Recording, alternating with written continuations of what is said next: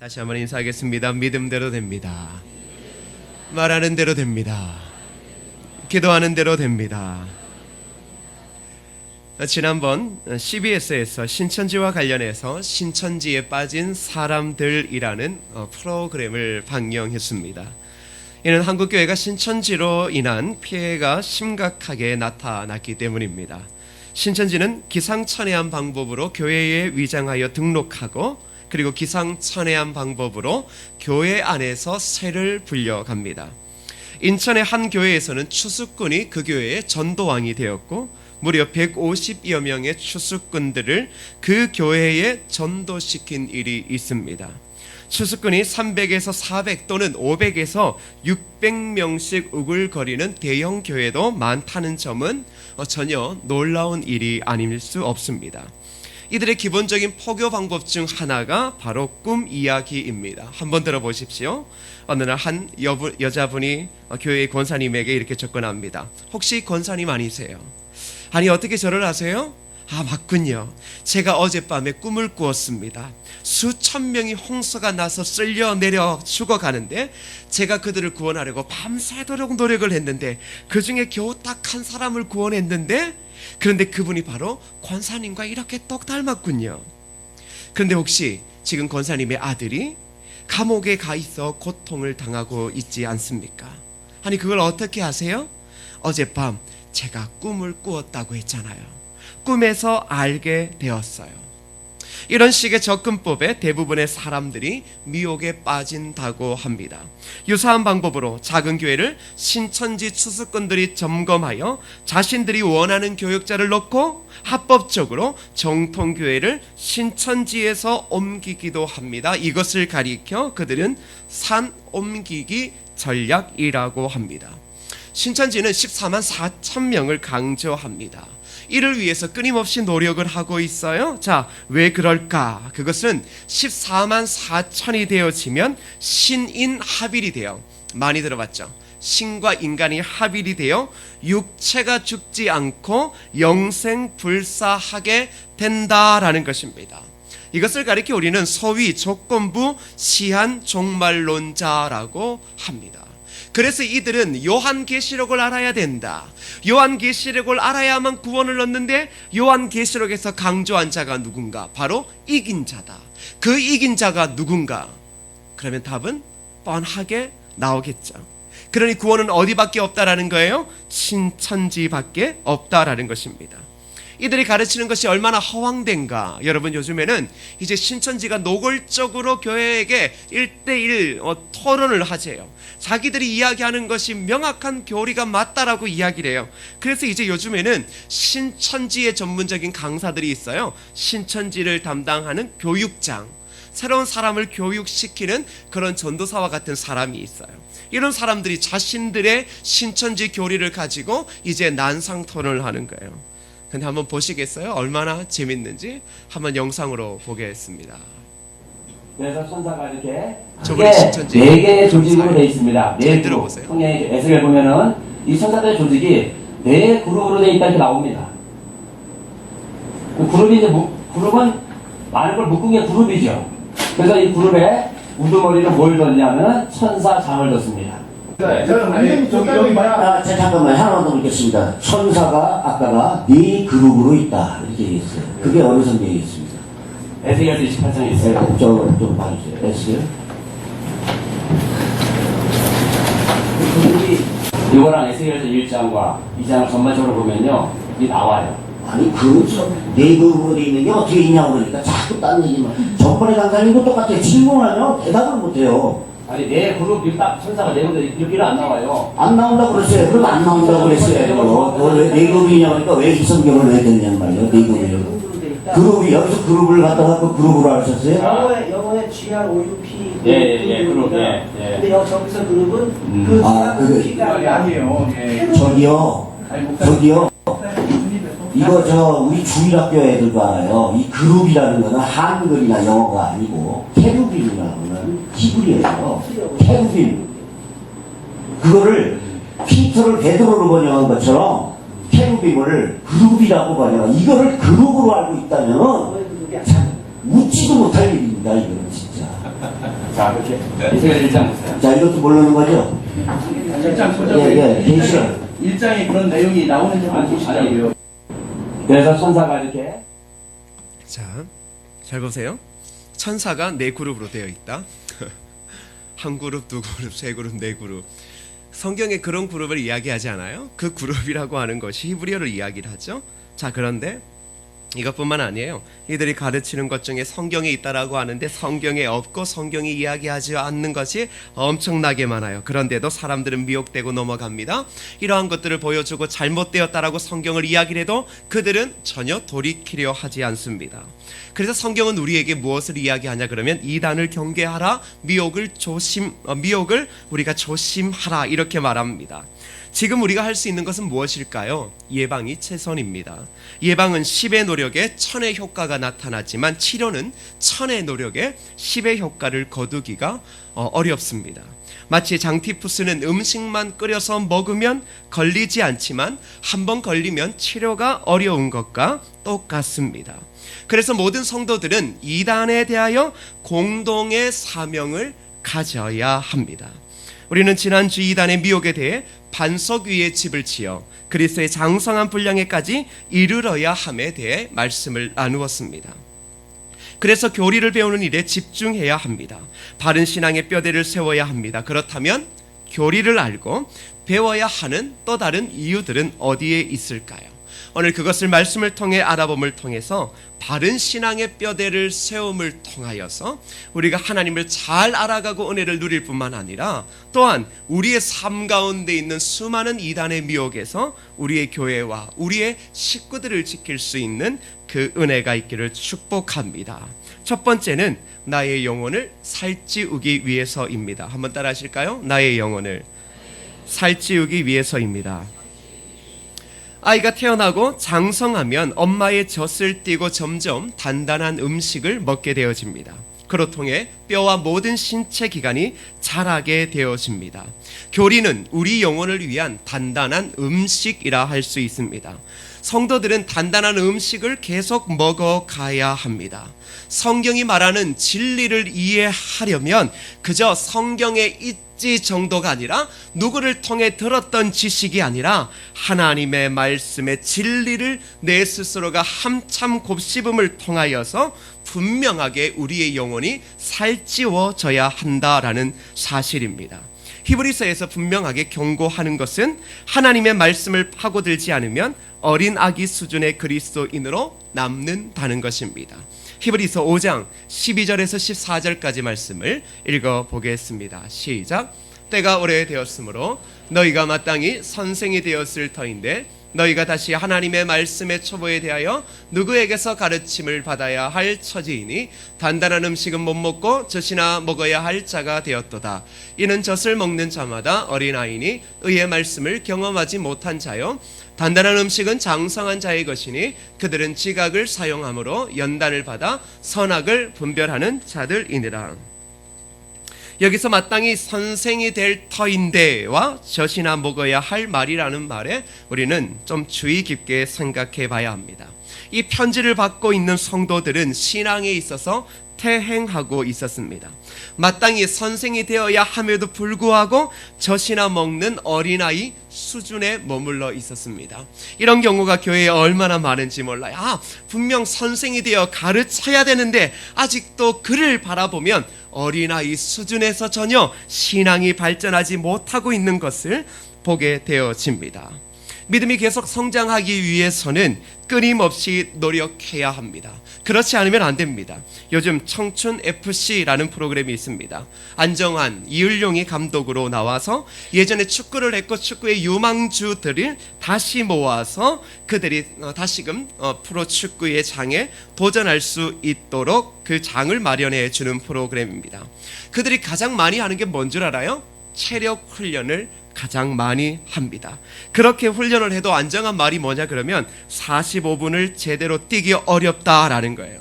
그런데 그런 훈련을 게을리합니다. 자신의 몸을 살핀다고 자신의 그 컨디션을 조절한다고 남이 할 때 하지 않습니다. 그러면 여러분 몇 분을 뛸 수 있다라는 거, 몇 분을 뛴다라고 이야기하냐 그러면 그렇게 하면 고작 10분, 20분밖에 못 뛴다라는 거예요.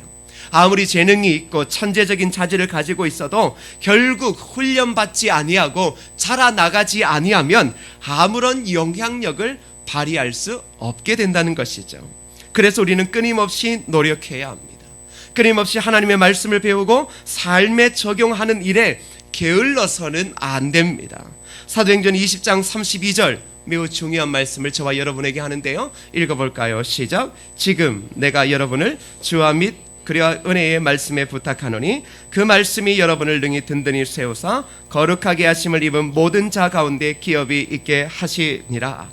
자, 여러분을 능히 든든히 세우는데 무엇이 능히 든든히 세웁니까? 하나님의 말씀이요. 성도들을 바로 세우는 것 어디에 있습니까? 다른 데 있는 것 아니에요. 하나님의 말씀에 있는 거예요. 하나님의 말씀의 뿌리를 깊이 박을수록 그 영혼은 살찌울 뿐만 아니라 그 영혼이 진정으로 이 땅 가운데서 그리스도의 제자로 빛과 소금의 역할을 감당하게 되어지는 것입니다. 그래서 우리는 바로 하나님의 말씀의 교리를 바로 알고 배워야 하는 것입니다. 두 번째는 다른 사람들을 섬기기 위해서입니다. 읽어보겠습니다. 시작. 다른 사람들을 섬기기 위해서입니다. 디모데전서 4장 6절 말씀을 함께 읽어보겠습니다. 시작. 내가 이것으로 형제를 깨우치면 그리스도 예수의 좋은 일꾼이 되어 믿음의 말씀과 내가 따르는 좋은 교훈으로 양육을 받으리라. 내가 이것으로 형제를 깨우치면, 형제를 어떻게 깨우치죠? 이것으로 깨우칩니다. 이것이 무엇이죠? 말씀입니다.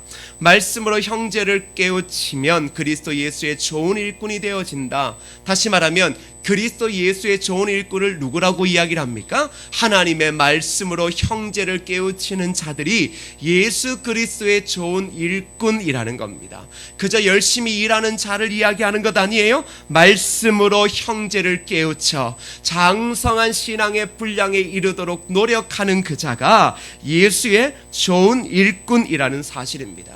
왜 우리가 말씀을 배워야 할까요? 말씀을 깊이 배우고 난 뒤에 다른 사람을 가르칠 수 있기 때문입니다.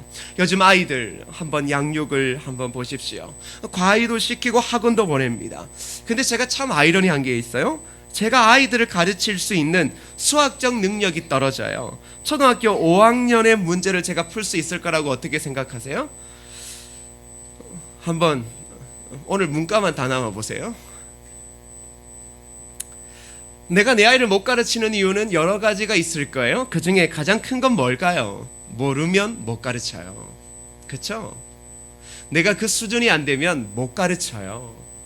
내가 그 수준이 안 되면 가르칠 수가 없어요. 초등학교 1, 2학년은 가르칠 수가 있어요. 그러나 여러분, 날고 기는 고3 아이들을 가르칠 수 있겠어요?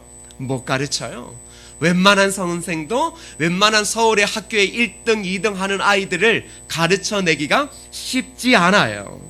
성경이 지금 우리에게 뭘 이야기하냐 그러면 너희가 성도를 가르치기를 원하느냐, 성도를 이끌어가는 선생이 되기를 원하느냐, 그러면 말씀의 깊이를 뿌리내려라. 근데 우리가 대부분 뭐예요? 감성으로 사람을 내 옆에 둬요.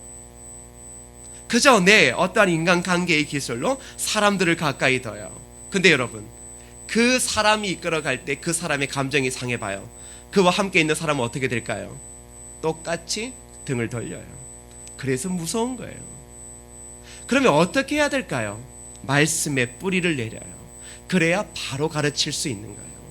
말씀의 뿌리를 내리지 않으면 우리는 정치를 해야 돼요. 사람과 사람의 관계를 위해 정치를 할 수밖에 없어요. 정치는 어떠한 폐단이 일어나요? 그룹을 만들고, 그룹이 어때요? 어떠한 주제에 대한 안건에 부딪힘이 있을 때는 그런 사람들은 그저 다 흩어져요. 이유는 뭘까요? 섭섭함이 아니에요. 교회가 진리를 외치고 있기 때문이 아니에요. 하나님의 말씀에 깊이 뿌리를 내리지 않고 있기 때문이에요. 그래서 한번 우리가 스스로 테스트를 해와야 돼요. 적어도 어떤 테스트? 1차적으로는 성경에 대해서 얼마나 많이 알고 있는가, 이런 거죠. 오늘 다음 주는 성경 시험을 치겠습니다. 50문제입니다. 이제 이렇게 시험 치는 거예요. 자, 장로님들은 45개 이상 맞으셔야 돼요. 권사님들은 40개요. 안수지사님 43개요. 그리고 교회 오래 다니셨던 분들은 적어도 35개요. 다음 주에 교회 몇 분 오실까요? 교회 오시기 전에 장로님들이 저한테 협상할 거예요. 목사님 어떻게 교회가 그럴 수 있게 뭐 이렇게 협상할 수가 있겠죠? 자, 기본적으로 알 수 있는 게 우리가 말씀에 대해서 어느 정도 아는 지식이 있는가. 이렇게 말해볼게요. 목사님, 그 지식이 중요합니까? 이런 사람들은 말씀 정말 모르는 사람들이 욱해서 감정의 동료가 있는 거예요. 근데 먼저 우리 스스로가 한번 보세요. 얼마나 잘 알고 계세요? 하나님을 얼마나 잘 이해하고 계세요? 사랑의 하나님? 그러면 여러분이 어떻게 사랑하고 계세요? 주님은 늘 언제나 먼저 십자가에 자기를 죽었어요. 그 여러분 죽어요, 안 죽어요? 저 사람을 위해서 죽어요, 안 죽어요? 안 죽죠. 얼마나 알고 있다라고 생각하세요. 근데 우리가 말씀을 제대로 배워야 되는 것은 다른 사람들을 섬기기 위해요. 한 영혼 한 영혼이 교회에 옵니다. 어떻게 이 사람들을 양육하고 싶어요? 어떻게 가르치면 좋겠어요? 내가 말씀에 깊이 뿌리를 내릴 때 바로 가르칠 수 있어요. 그렇지 않으면 어떠한 일이 벌어질까요? 그 사람이 교회에 오래 있을 수 없어요.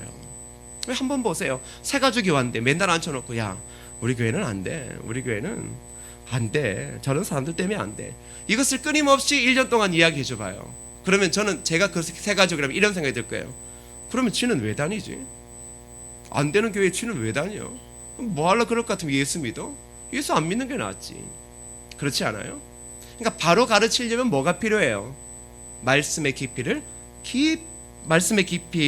어떻게 해요? 깊이 파고 뿌리를 내리는 것이 중요하죠. 또한 교회는 뭐예요? 위로를 필요로 하는 자들이 많습니다. 그래서 우리가 격려와 칭찬을 하려고 합니다. 또 그런 격려와 칭찬을 받고 싶은 사람들이 많아요. 어떻게 위로할 수 있을까요? 생각해 보세요. 어떻게 위로할 수 있을까요? 디도서 1장 9절이 핵심적인 걸 이야기를 해줘요. 읽어보겠습니다. 시작. 믿음 말씀의 가르침을 기대로 지켜야 하리니 이는 능히 바른 교훈으로 건면하고. 잘 보세요. 무엇으로 건면하라고요? 바른 교훈으로요. 우리가 성도들을 위로하고 격려할 때 가장 중요한 것은 뭐예요? 바른 교훈으로 건면하며 위로할 때 그 영혼이 살 수 있다라는 거예요. 그저 우리가 조금 무엇을 안다라고, 사람의 심리를 안다라고 그렇게 사람을 격려하지만 그 격려는 오래 가지 않아요. 알고 있잖아요. 우리 스스로가 잘 알고 있죠. 오래 가지 않는다라는 걸 알고 있어요. 자, 그러면 어떻게 위로할 수 있어요? 능히 바른 교훈요. 하나님의 교회와 성도를 잘 섬기고 싶습니까? 한 영혼 한 영혼이 잘 자라기를 원합니까? 그렇다면 하나님의 말씀을 충실히 배우는 일에 앞장서십시오. 바른 신앙의 뼈대를 놓을 때만이 우리는 흔들리지 아니하고 다른 사람들을 온전히 섬기며 영혼을 세울 수 있다라는 것입니다. 세 번째는 잘못된 길로 들어서지 않기 위해서입니다. 따라할까요? 잘못된 길로 들어서지 않기 위해서입니다.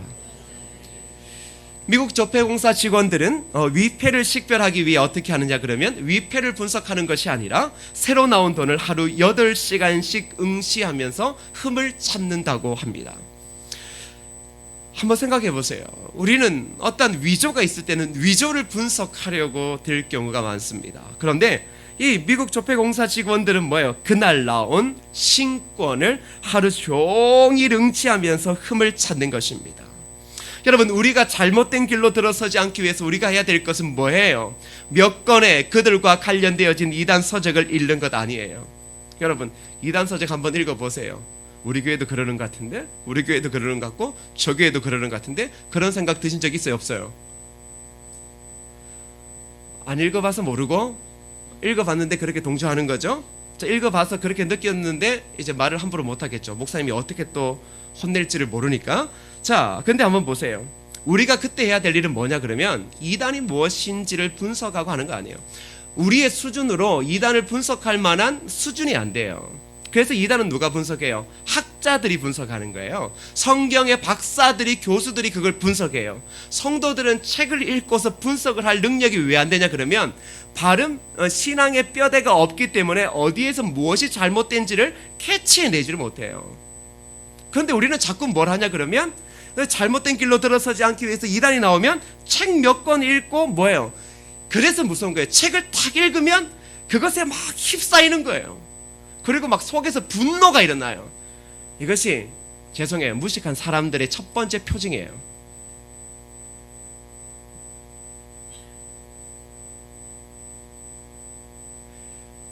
내가 가지고 있는 신앙의 뼈대는 아무것도 없어요. 삼위일체가 무엇인지, 구속이 무엇인지, 구원이 무엇인지, 성화가 무엇인지, 어떻게 하나님께서 교회를 세우신지에 대한 모든 것들의 뼈대는 늘 언제나 흔들려요. 자, 그런데 내가 책을 읽어요? 내가 그걸 분석해요? 무슨 수로? 분석돼요? 안 돼요? 대답을 해요. 돼요? 안 돼요? 안 되지. 당연히 안 되지. 우리가 한국 성경을 읽어도 우리의 문화와 히브리의 문화가 뭐 비슷하다라고 하지만 다르잖아요. 다른 문화에서 이 성경을 읽어도 저렇게 그룹이라고 이야기를 하고 저렇게 해석하고 있는 경우가 얼마나 허다해요. 근데 우리가 해야 될 건 뭐냐 그러면 잘못되어진 것과 미혹한 것을 구별해야 돼요. 그런데 어떻게 구별해요? 바른 신앙의 뼈대를 세울 때. 즉 우리는 진리의 말씀 가운데 집중하여 그 진리를 바라봄을 통하여서 잘못된 길로 들어서지 않게 되어지는 거예요. 그래서 히브리서 5장 14절 무엇이라고 이야기하냐 그러면 이렇게 말합니다. 읽어볼까요? 시작. 단단한 음식은 장성한 자의 것이니 그들은 지각을 사용함으로 연단을 받아 선악을 분별하는 자들이니라. 잘 보세요. 그들은 지각을 사용함으로 연단을 받아. 단단한 음식은 장성한 자의 것이에요. 자, 장성한 자가 어떻게 단단한 음식을 씹을 수 있느냐? 봐요. 그들은 지각. 여러분 우리가 알죠? 지각, 머리를 떠올려 봐요. 우리의 지각을 사용함으로 연단을 받아요. 연단을 받는 게 뭐예요? 바로 말씀을 배우는 거예요. 말씀을 배우는 것, 우리의 지각을 통하여 말씀으로 연단을 받을 때 우리는 장성한 자로 나아갈 수 있게 되어지는 것이죠. 그때 어떤 일이 벌어져요? 아, 그리스도 안에서 무엇이 옳고 그름을 알게 되어진다라는 거예요. 근데 우리는 자꾸 무엇으로 알아내려 그래요? 촉이라고 그러죠. 야, 촉이 안 좋아. 근데 그 촉이 안 좋을 때는 자기 촉이 명확해야 돼요. 내가 명확해야 돼요. 안 그러면 생사람 잡아요. 생사람 잡아요. 여러분 얼마나 좋아요. 생사람 잡는 거는 이건 아무것도 아니에요. 그냥 쟤 이단 같은데?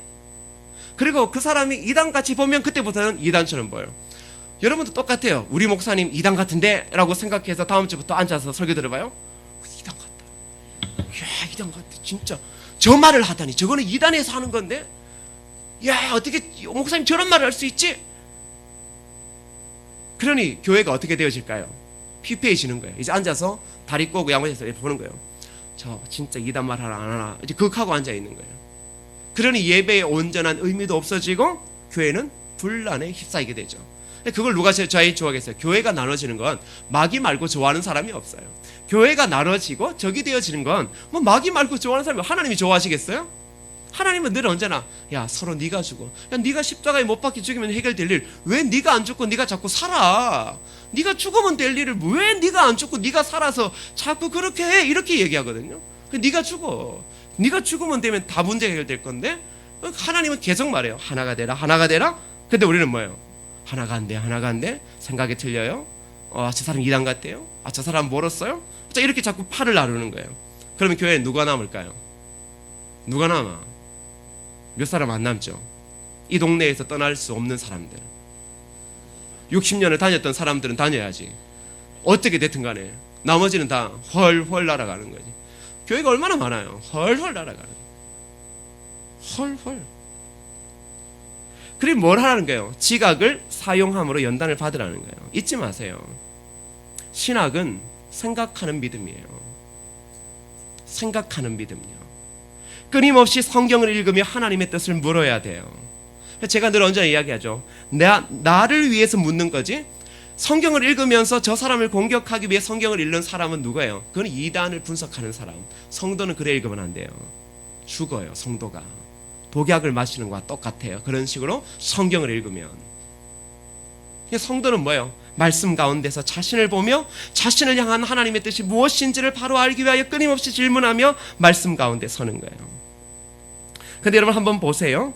자, 우리는 연단을 받아야 합니다. 훈련을 받아야 해요. 자, 그러면 선악을 구별할 수 있는 준비가 되어지는 것입니다. 그러면 한번 물어볼게요. 여러분 어떤 책을 주로 읽으세요? 제가 나중에는 우리 교회가 이제 임직 같은 거 할 때 그 사람이 읽는 책의 목록을 조사해 볼 필요가 있을 것 같아요. 왜냐 그러면 그 책에 따라 그 사람의 그 생각에 영향이 있거든요. 잘못된 책을 오래 읽는 사람을 교회의 직분자로 세워서는 안 되겠죠. 안 그래요? 제 말에 동의하세요? 왜? 이단 사설의 책을 자꾸 읽어봐요. 그 머리에 뭐가 들겠어요? 세울 수 있겠어요? 없겠어요? 못 세우죠. 무서운 존재죠. 네, 무서운 존재예요. 자, 여러분 어떤 책을 읽고 영향을 받고 생각해 보세요. 자, 집에 책꽂이 어떤 책이 책을 안 읽는다. 아, 그럼 일단 다행이에요. 아, 다행, 할렐루야. 책 안 읽는다. 책을 읽는다. 그러면 책에 영향을 받고 있다라는 거거든요. 자, 그러면 여러분들이 기독교 서적을 읽을 거예요. 어떤 기독교 서적이요? 자, 우리 한국 안에 들어온 그 책들은 참 혼란스러운 게 많아요. 이제 약간씩의 문제를 가지고 있을 수 있지만 약간씩의 문제는 어쩔 수 없는 어려움들이 있고, 그런데 이제 한 가지 문제는 완전히 빗나간 책들이 있어요. 근데 그런 책들도 뭐 생명의 말씀사, 온누리, 뭐 여러 군데에서 책이 나와요. 그냥 일반적인 뭐 규장에서도 책이 나와요. 어떤 책 읽으세요? 주로 누구의 책을 읽고 그 책을 읽었을 때 여러분들이 교회를 바라보고 성도를 바라볼 때 어떠한 생각을 가지셔요? 자, 이렇게 묻는 것은 여러분들은 그것을 영향을 받고 그 영향을 받아서 결국 말을 하거든요. 자, 근데 중요한 것은 성도들이 진짜 지각을 사용해서 연단을 배워야 될 건 뭐예요? 하나님의 말씀이요. 하나님의 말씀을 그렇게 읽지 않아요. 하나님의 말씀을 그렇게 읽지 아니하고 그저 기독교 서적에 내가 추구하는 좀 이렇게 약간 강야의 야성을 이야기하는 사람들의 책은, 그런 사람은 그런 책 쭉 읽고, 뭐 이찬수 목사님 좋아하는 사람은 그런 책 쭉 읽고, 저 그다음에 뭐 옥하는 목사님 좋아하는 그런 책을 쭉 읽고, 다 영향을 받아와서 이렇게 막 믹서가 되어져요. 자, 그런데 핵심적으로 한 가지 중요한 것을 빠뜨렸어요. 뭐요?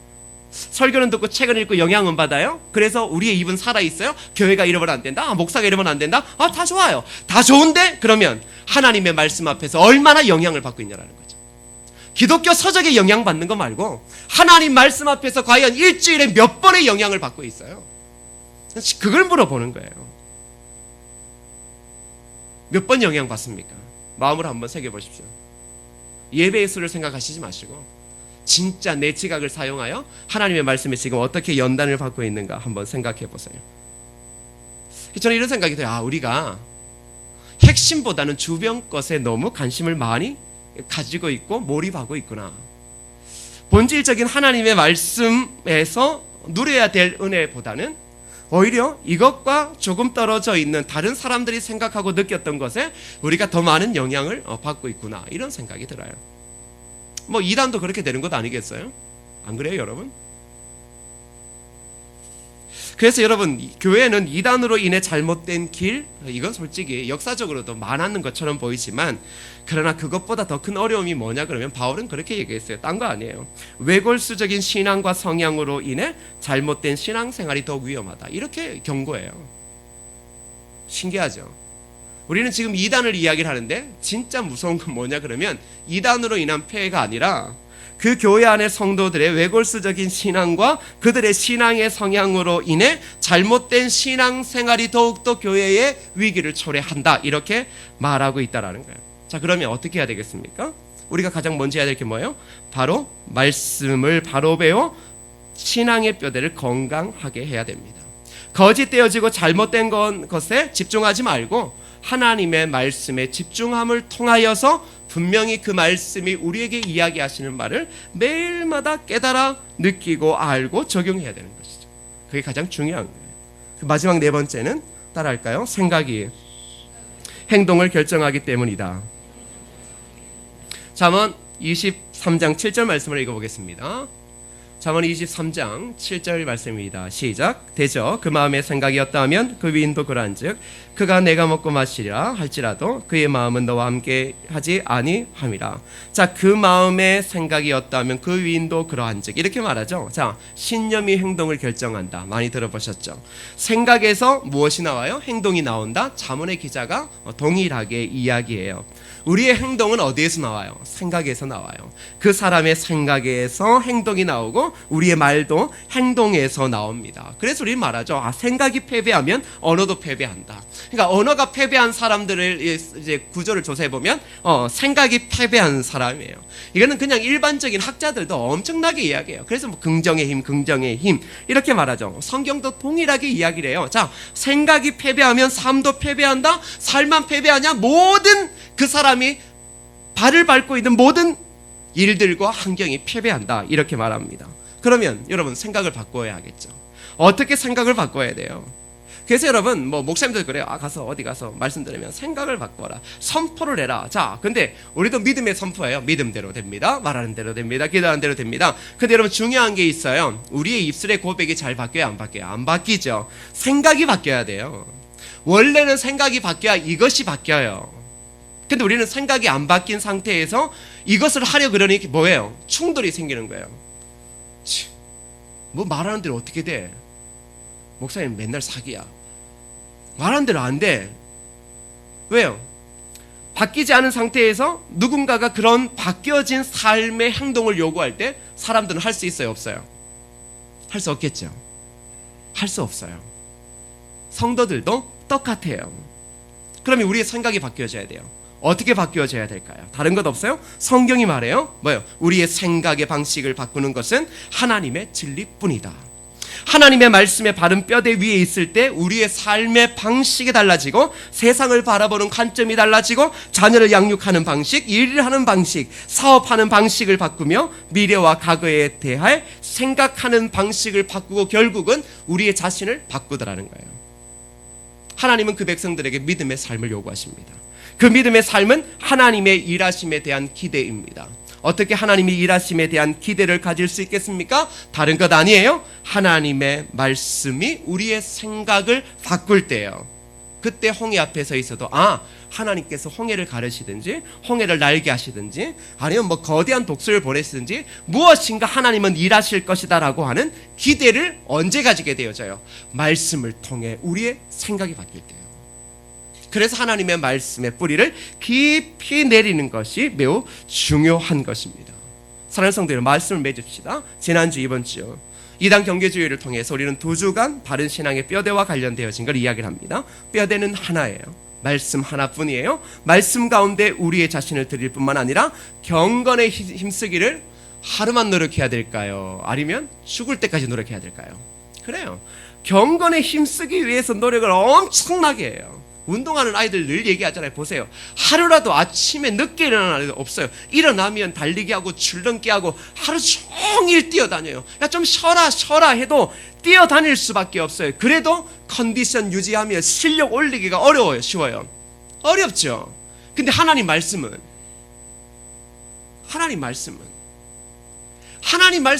우리가 지금처럼 해서는 실력은커녕 아무것도 가진 거 없고 나중에는 뭐만 남아요? 교회의 분란을 일으키는 이상한 신앙의 생각과 행동밖에 안 남는 거예요. 그럼 뭘 하셔야 되겠습니까?